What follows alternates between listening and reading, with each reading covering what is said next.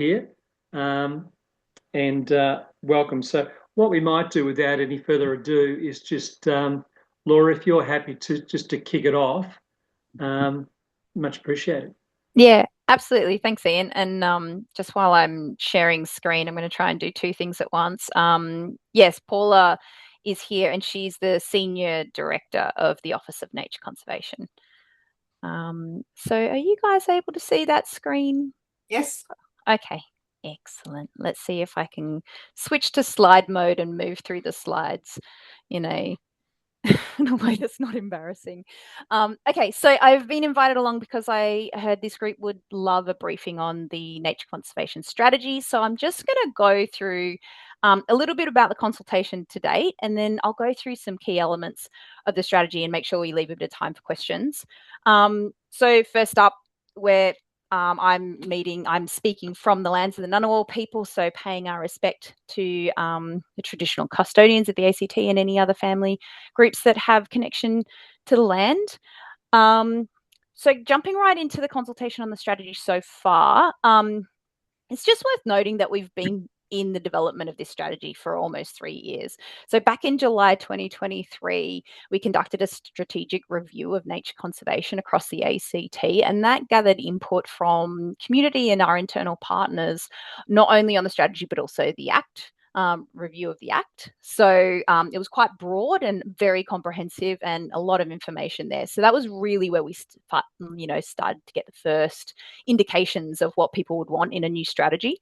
But since about mid 2024, we really started committing to detailed work on the strategy. And this is the timeline roughly of what you can see in front of you. What it involved in a little more detail was one of the first things we did was set up a mailing list. So we ended up with over 130 partners that subscribed to our mailing list, which basically just gave people sort of more pithy, digestible updates of where we were at and where we were going next. We had 2 quite comprehensive stages of consultation where we sent packages out to about 200 email addresses. And from those stages of consultation, we incorporated feedback from 47 of our key partners. We had about 60 altogether. So there were like iterations that happened along the way. We also held 7 targeted workshops, and this included people that were both from government and our internal sort of agencies, but also lots of community members, lots of our external partners, and we also had a dedicated workshop for the Ngunnawal community as well, and provided listening reports and summaries back to people so they could really refine their input. And then, as most of you would know, the strategy is currently out for public consultation formally via the Your Say page. So if anything today prompts your interests and you'd like to make a comment, that is still open and is open until the 27th of March. So we're taking comments on the strategy until then. So let me give you a quick overview of the strategy itself. Starting off with the big picture, which is like why we need a new strategy. The first key thing is that we have a warming, drying climate, and we need a strategy that can respond to that. Where we also have ongoing urban development and a commitment to 30,000 new homes by 2030, and that's a significant jump that we need to accommodate in limited space. We have threats, some evidence of threats that are increasing rapidly within the ACT that we really want to sort of get a handle on and be very strategic about how we manage. We have evidence of natural values that are in decline, including some of our most important values by some people's judgment. So things like our threatened species that we have obligations to recover. There's huge community expectation for action against these things, and not specifically just for threatened species, but for like a lot of our biodiversity values across the ACT.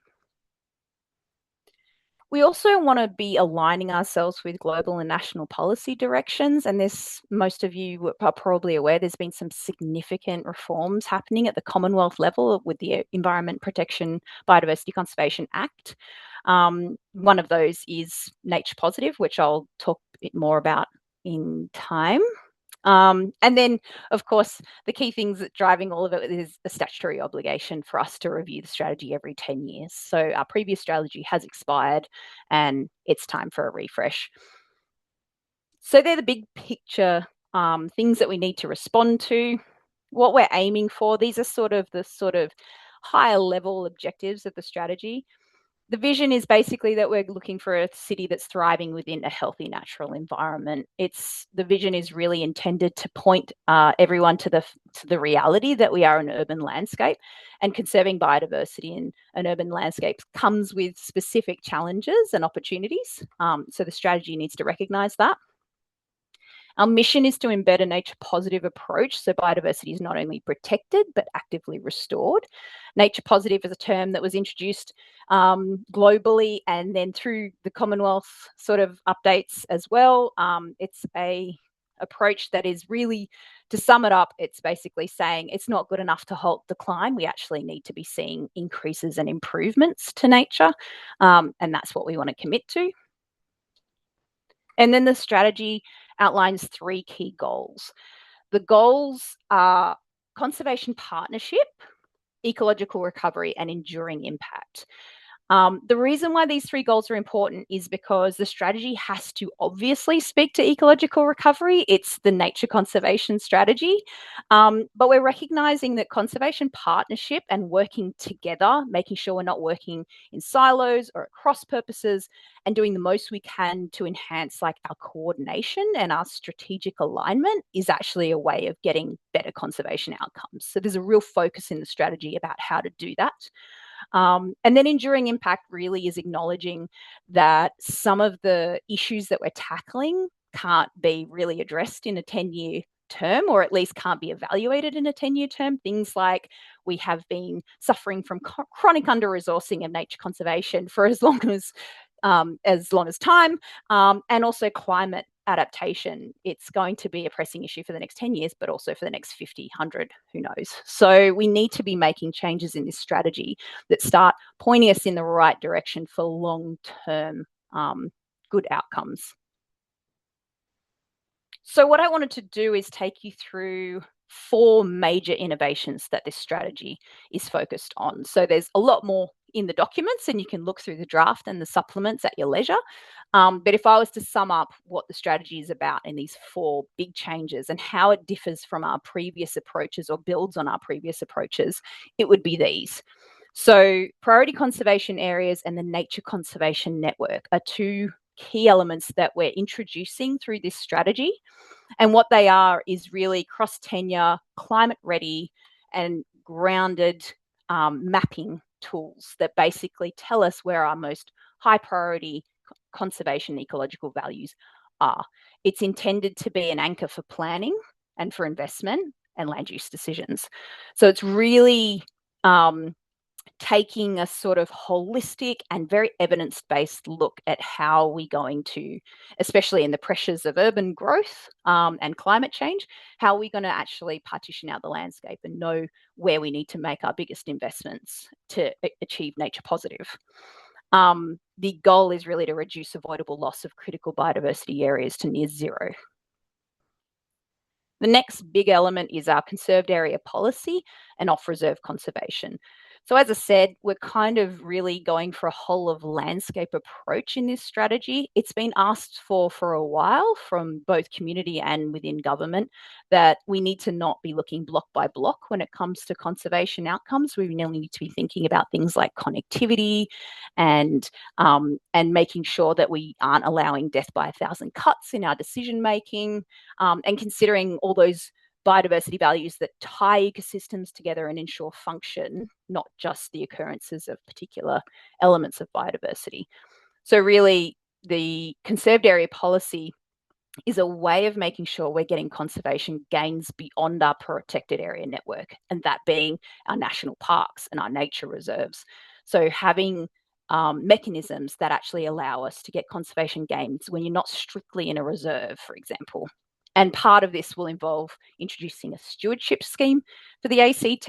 We're fortunate that other states and territories have done this so we can learn from their experiences, but it's something that is a big focus of the strategy. The next key innovation is around financing. It's this recognition that there's plenty of research telling us we need to majorly increase our investment in nature if we want to recover species, and especially if we want to achieve nature positive. And we need to start getting really savvy about what those streams of financing can be. So the strategy intends to introduce a restoration contribution policy that will also help us identify the best use of offsets. And we're aiming to have a fully costed investment model for the nature conservation network. Some of this builds on, again, the Commonwealth movement towards restoration contributions, where damage to natural values is compensated for, and not strictly and only through the offsetting of matters of national environmental significance. And then the last big addition through this strategy is climate adapted conservation. We've done some really serious thinking in this space. We know and have known for a long time that we need to be doing more about climate change, but it's really quite hard to know what we can do, especially in a 10-year strategy. So really we're looking at detailed risk assessments for priority values. We're looking at embedding certain planning tools and adaptation pathways in our conservation decision making, including the RAD framework, for those of you who might be familiar with that. And it's really all about preparing for fire, heat, pests, hydrology change, and making sure we do that, again, at that landscape scale across all tenures, not just in our reserves. So those are the 4 key innovations, and cross-cutting all of the strategy is a real focus on embedding Ngunnawal cultural knowledge and supporting caring for country by our traditional custodians. In this space, we're looking for strong and safe partnerships for leadership. This includes self-determined restoration, better access protocols, and also cultural burns.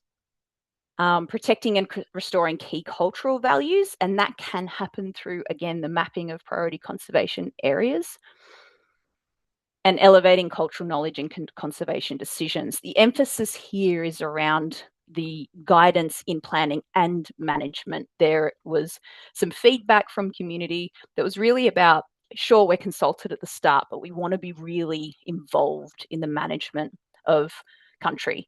And so making sure that that relationship is, held steady through the whole process of our restoration work. Almost last slide, maybe last.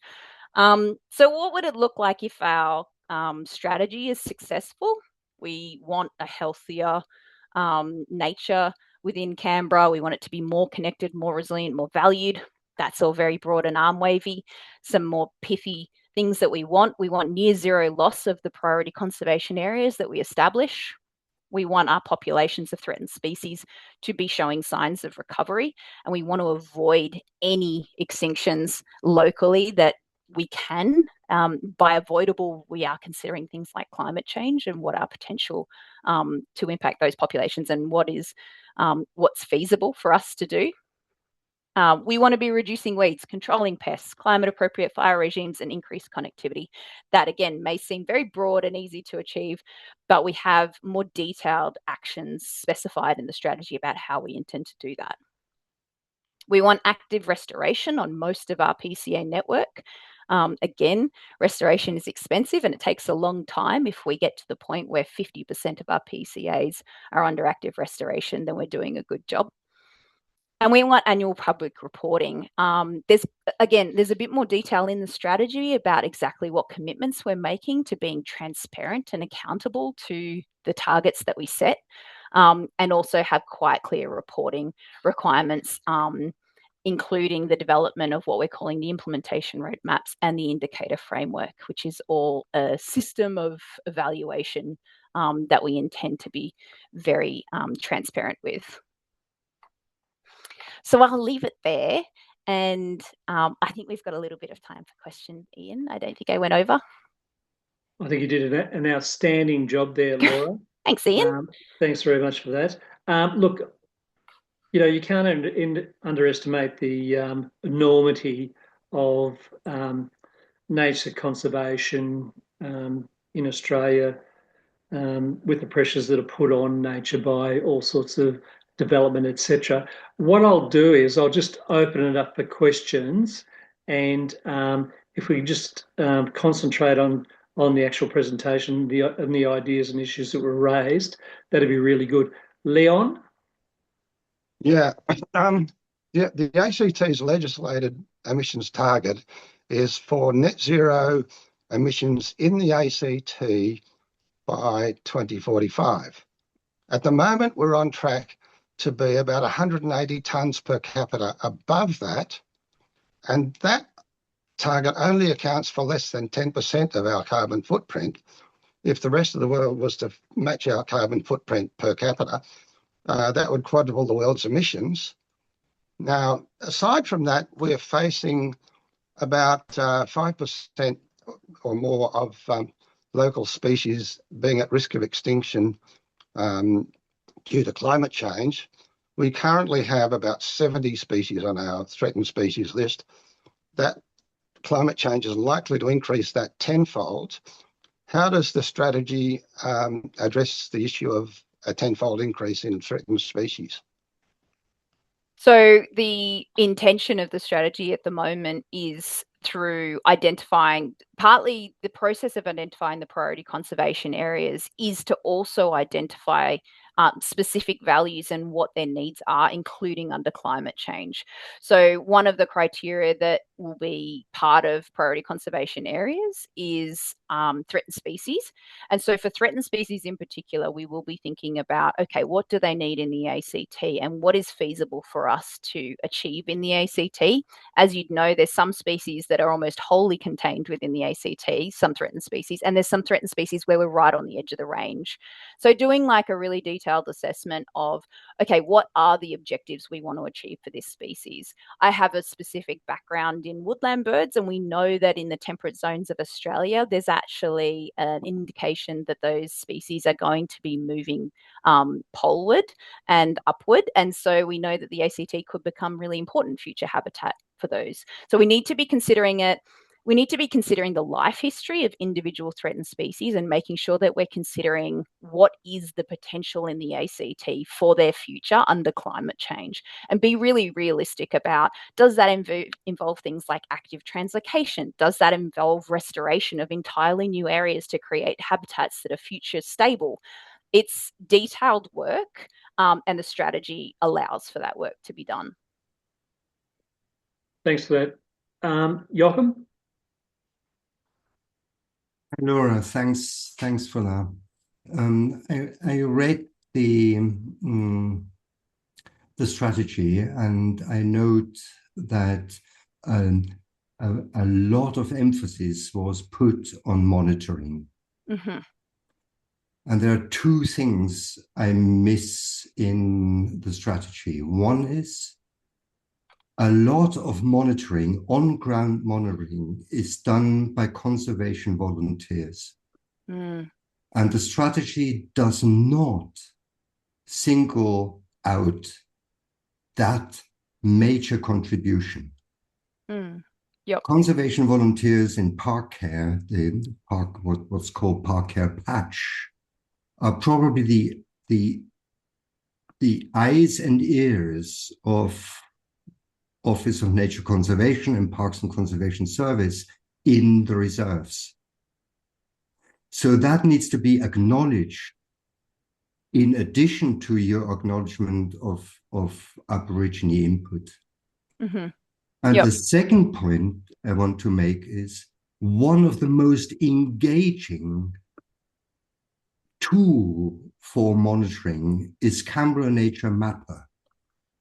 And I do not understand why the ACT government seems to be unable to make sure that that monitoring tool and that citizen science engagement tool is not going to have a long-term perspective.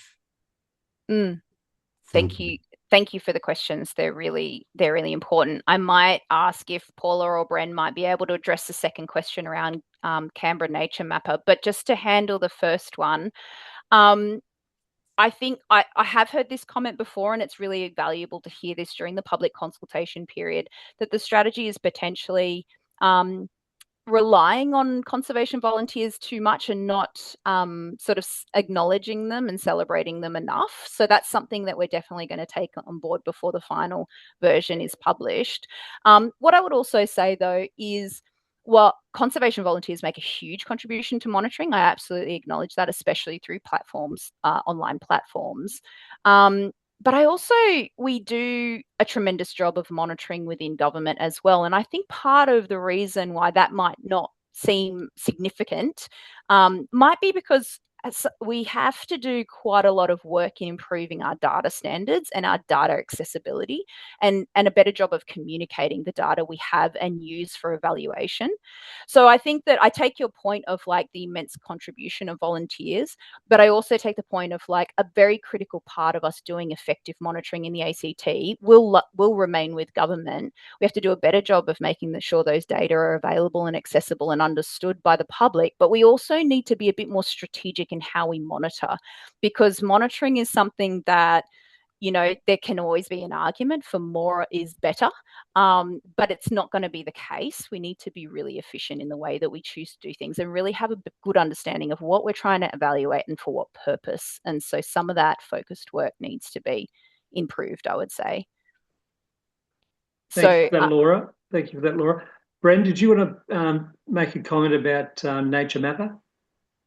Yeah, Will, thanks very much, Ian, and thanks to the committee for allowing us to come along tonight. I acknowledge Laura and Paula here.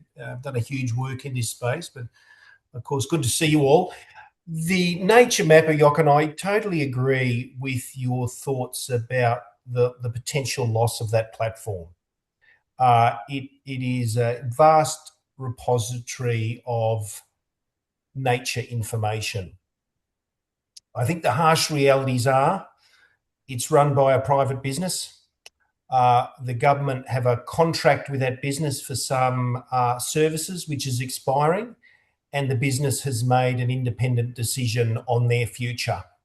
And so not appropriate for the government to do anything other than respect the decision of that business in accordance with the government procurement rules being public funds. So whilst I think we are all concerned about what the loss of what an amazing, wonderful platform it is, in the end, it's a matter for that business. It sounds harsh, but the realities of a business relationship between government and private business and the requirements of procurement law.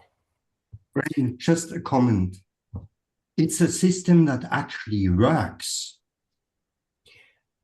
Absolutely and that should agree. Cause some reflections in government. Yeah, I think it has, Joachim, and I could categorically say more than reflections, a high number of conversations with that business about options.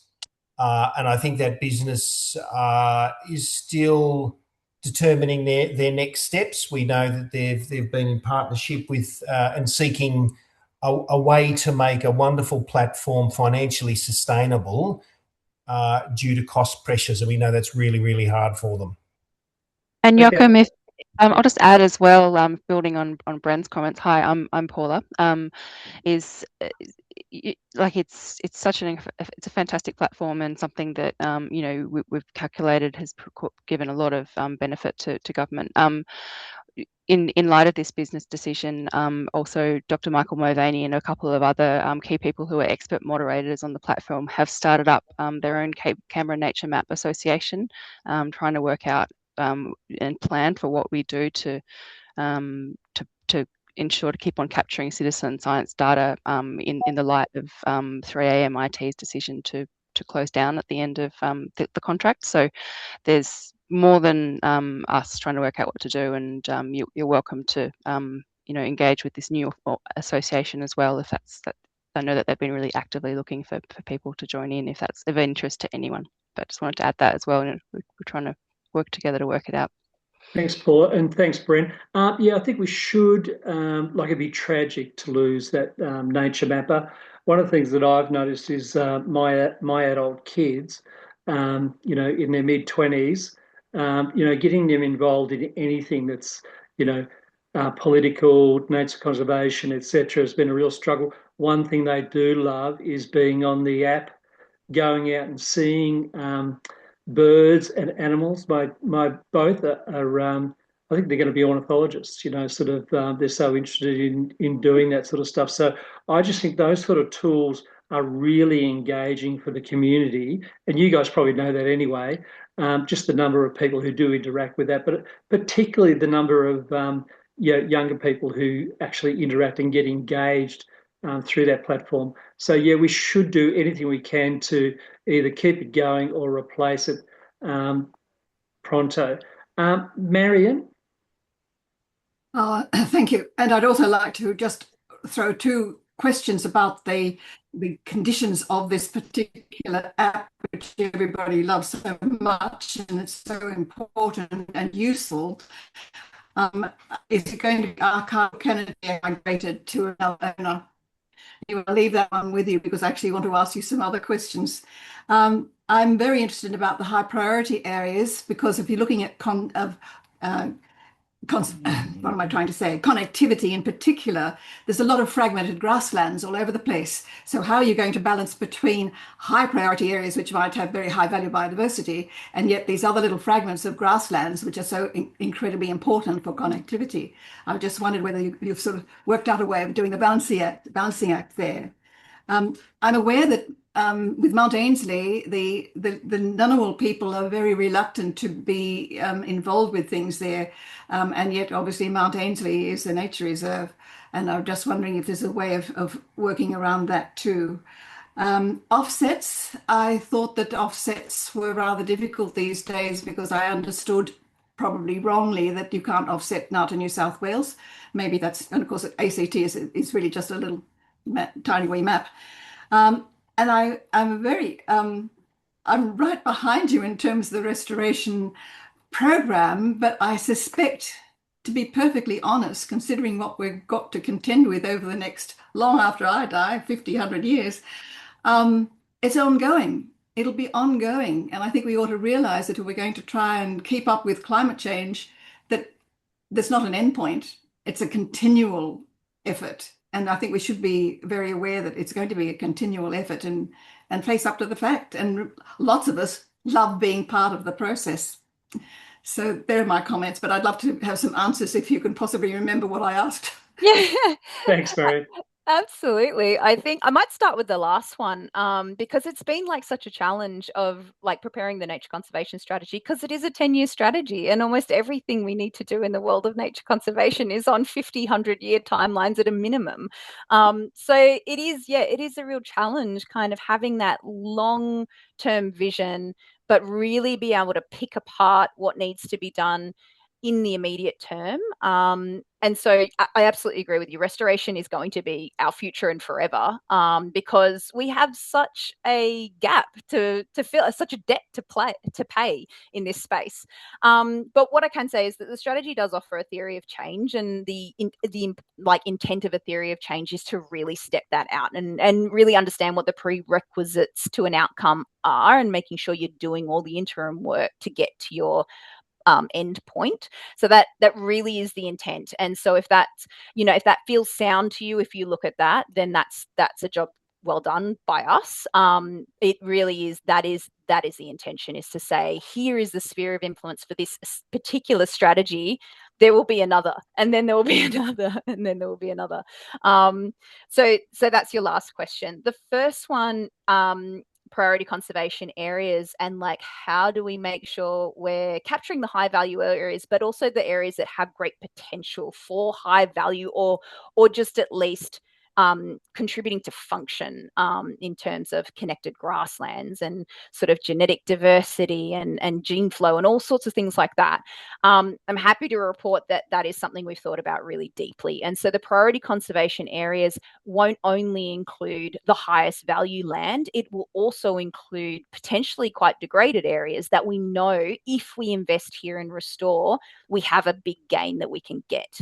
And it's either going to be connectivity or it's going to be function, or it's going to be a buffer, or it's going to be something that serves those high value areas, because we lose that too easily and too often because it doesn't have the occurrence of a threatened species or that thing that triggers protection or restoration. That is partly the intent of priority conservation areas, is to find those areas where restoration can have its biggest impact for the whole landscape. I missed your question about Ainslie. I might come back to that one. But in terms of offsets, we do hope that this strategy will reduce the reliance we have on offsets. It will help to say these are no-go zones. You cannot offset here. There's no way you can recover it. There's no way you can sort of achieve what we have here elsewhere. We don't have the resources, or don't have the space, or we don't have, or it won't be future ready or climate adapted. But we also hope that there's other areas that we can say, actually, we're investing a lot here and we're not getting the biggest bang for our buck. And, you know, and that area, if you were to offset it, the priority conservation areas can potentially like propose an estate where you say, okay, but if you offset it into this space, we know that has longevity, that has long-term viability, that's going to get us the better outcome. So yeah, the space of offsets is moving and it's changing quickly, partly because the Commonwealth is really setting some new standards and good standards. So we need to line up with that. And it's a little bit, sort of the strategy is a little ahead of that. But we are acknowledging those changes, and you know, and the strategy points to making sure that that uplift happens. Thanks, Laura. Mount Ainslie, can I just go back to the Mount Ainslie question? It's we're very aware that the Ngunnawal will find it difficult to go there because of various reasons. Yes.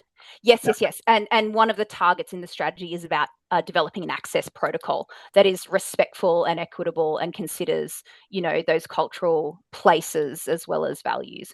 So that's going to be a very hard thing to do. We've got a long timeline for developing that, but that target was developed with community and it's in there. So. Very comprehensive, Laura. Marcus? Yeah, thanks. I haven't read the strategy, but just from your presentation, I picked up on the point that you said you were focusing on stewardship schemes for nature conservation. And that sort of concerned me a little bit because it sort of gave me echoes of the concessional lease system that we've had in the ACT for some time, where leases were granted on a concessional basis to various entities, usually clubs or something similar, to, you know, create an area that had social benefit. But over time, there was various processes for deconcessionalizing leases or eating away at various leases, you know, to, you know, maybe build housing or affordable housing if it was needed, or, you know, these sites were sold off onto property developers who didn't really have much of an interest in managing this land for a social benefit and just to make money out of it. And I was just a bit worried that when you said you were sort of focusing on that, it sort of seemed to me that developers may see this as a way of getting into control of cheap land.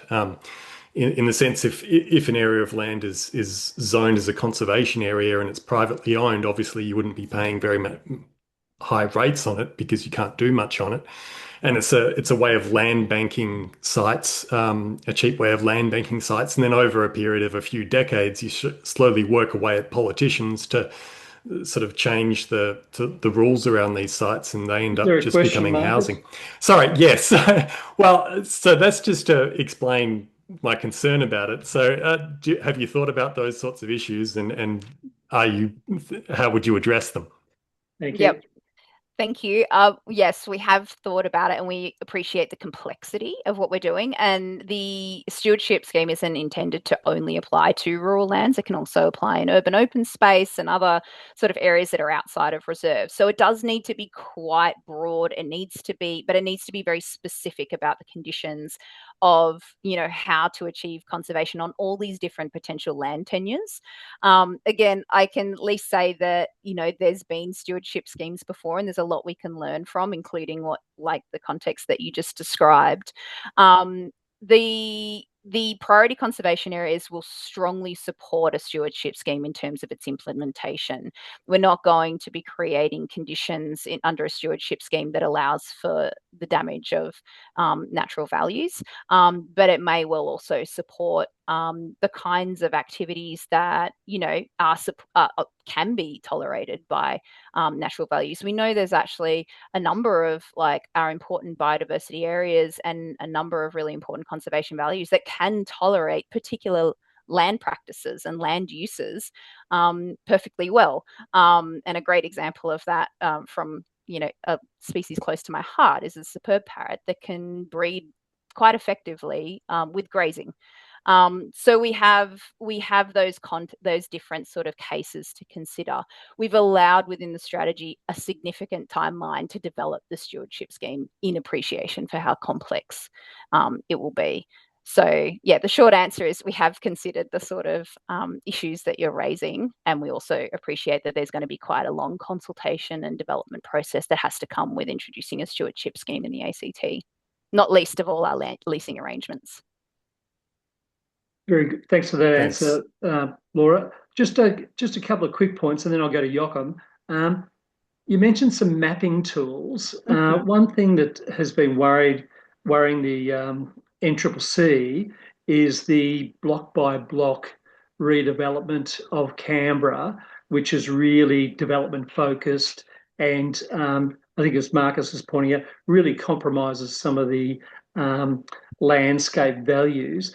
We were really hoping that the district plans, which are really based on the ACT-MAPI tools, we were hoping that the nature conservation mapping tools integrate with those same mapping tools, so that people, like, every time there's a new strategy, it seems that there's a new mapping tool, new performance indicators, new whatevers, but none of them seem to come together.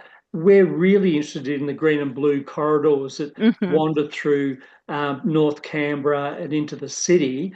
I think they get a couple of paragraphs in the district plan. We'd love to see a lot more connectivity between all these different strategies and a much better use of that tool. And you know, it's a really good tool. People need a bit of training to actually use it, but it's a great tool. But it really, at the moment, facilitates block by block development. So I was wondering, against that incredibly strong development lobby with all their cash and you know, resources and connections, what do you think your nature conservation fantastic plans? How do you think you're going to actually balance that up between those two strong pushes without the vested interests that you're confronting? Yeah. Well, I mean, there's no attempt here to you know, to assume that there isn't conflicts of interest in this space, or that there aren't competing interests on ACT land. The strategy is taking a landscape scale approach because we need to tackle that head on. We're fortunate in the timing of the strategy that the ACT government is developing its new planning strategy, and the district strategies need to be renewed as well. And so we're taking the opportunity to work really, really closely with those teams. Fortunately, all through consultation from way back into 2023, the issue that you're raising is one that we've heard multiple times, and it really is the intent of that goal around conservation partnership. It's not just outside of government, it's within government, and making sure, as you say, we don't have, you know, 17 tools and none of them do the best job. It sort of really is about integrating these maps. The Minister Orr has committed to a landscape plan. There's opportunities there in terms of like bringing these different land use priorities together. It's a big job, it's an important job, but it is one that is taking priority right now, and there's a lot of work developing that space. So it's probably not the most satisfying answer because I can't reveal too much about government policy that isn't fully committed to, including the nature conservation not being published yet.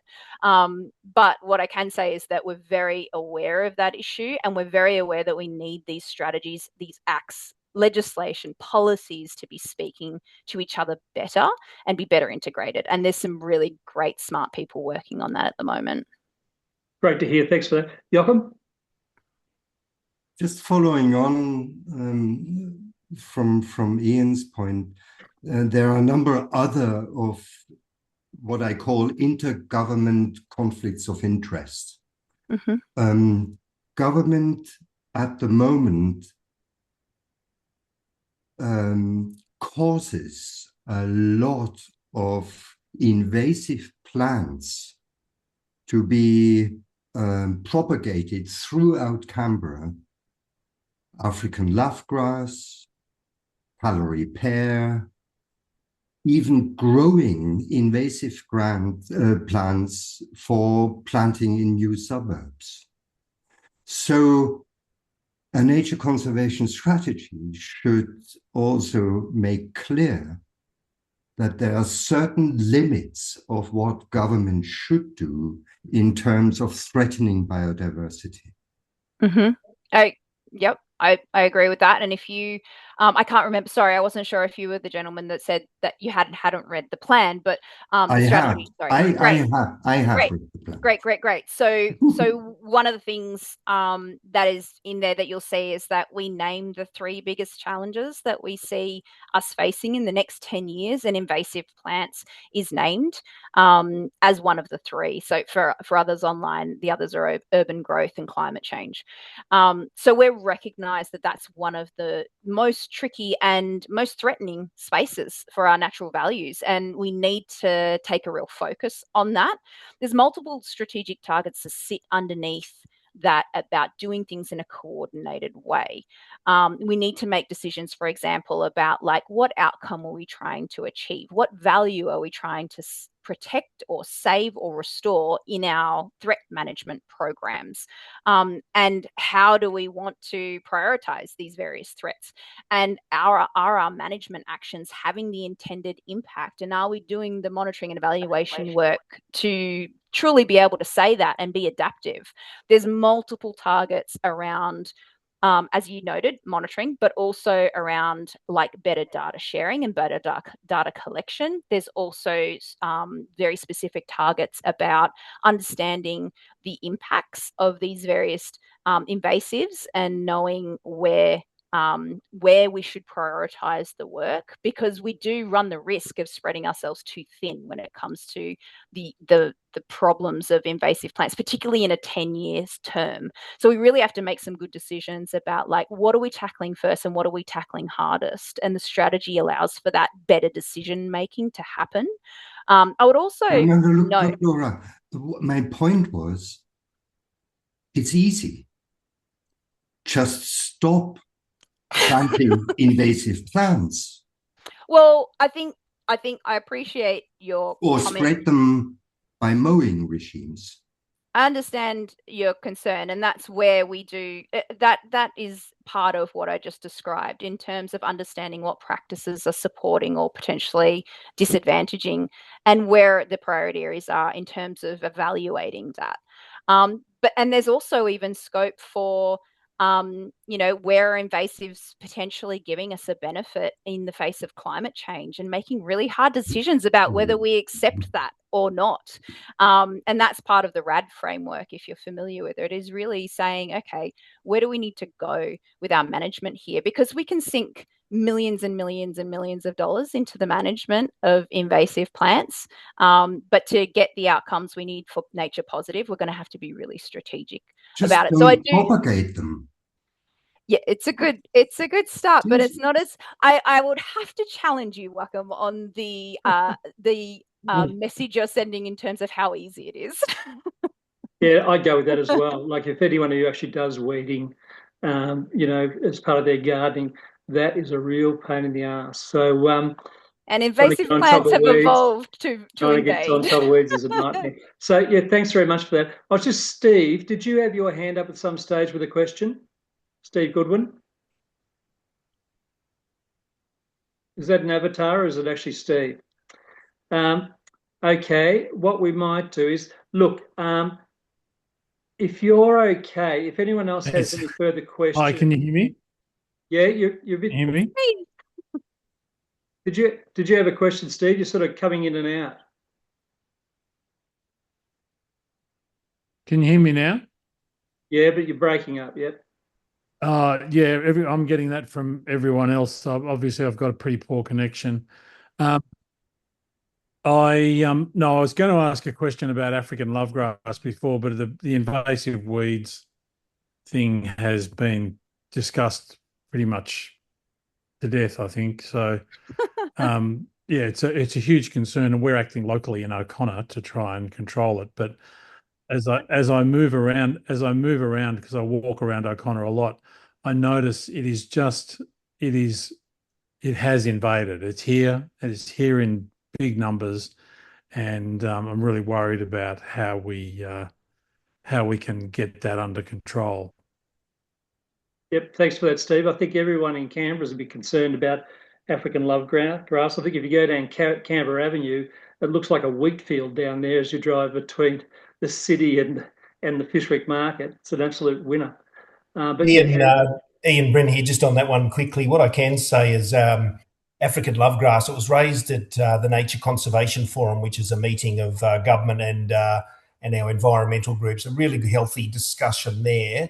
I think a very interesting paper was prepared by the Conservation Council ACT on the challenges and opportunities, etc., on lovegrass.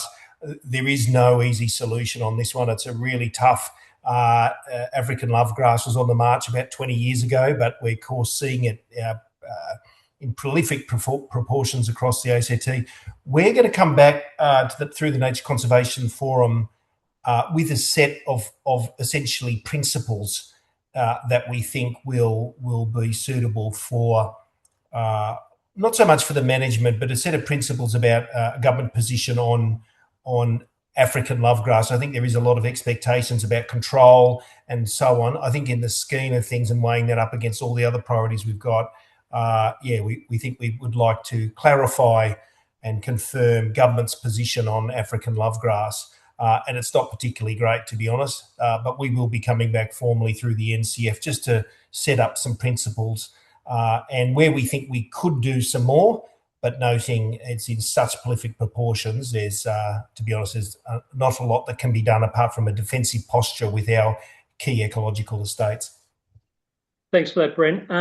Look, I'm just conscious of time, and I really appreciate you guys coming into our meeting tonight and bearing all and giving some pretty good responses to some pretty challenging questions, some which I'm not sure have very simple answers to them. So thanks very much for that. If people have some additional questions, if you guys are happy, we can shoot those through to you, Laura, and I'm not going to say they're going to be easy to answer, but as proven by this session, but I really appreciate you guys attending.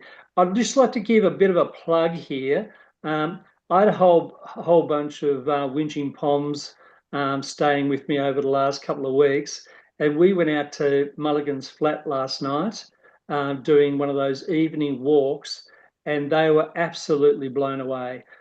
We saw more bettongs, what are they, spotted quolls, glider possums, some sort of owl thing that flew in out of nowhere and freaked everyone out. Did you hear it, Curlew? Yeah, whatever it was, it freaked everyone out. It was pretty scary, but I recommend anyone who hasn't done an evening walk in Mulligan's Flat, do yourself a favour. It was absolutely fantastic I think it was Bark Tours. Wild Bark. Yeah, David Caulfield took us around. It was a great 2 hours of getting out there on a beautiful night. So the enormity of the work that you guys are doing and your lack of resources, I'm really interested in investment schemes. I'm a bit of a money man, so I really are interested in investment schemes and how you balance up the resourcing between, sort of unfettered development and nature conservation. So I'll be having a look to see what sort of ideas are coming forward on that. So thanks again, Laura, especially. Thanks, Bren. Thanks, Paula. Really appreciate you coming along. Thanks very much, Ian. Thanks all. Thanks very much. Good night. Good night. Thank you, and please don't hold back on the difficult questions, because if we were scared of those, we wouldn't be in conservation. How long's the consultation on the draft open for? What's the 27th of March it closes. 27th of March. Okay. Yep. Get your pen sharpened, people. That's right. Exactly. Bring it on. All right. Thank you so much for the invitation. Thanks, we really everyone. appreciate it. Yeah. Thanks for your time. Bye. Cheers.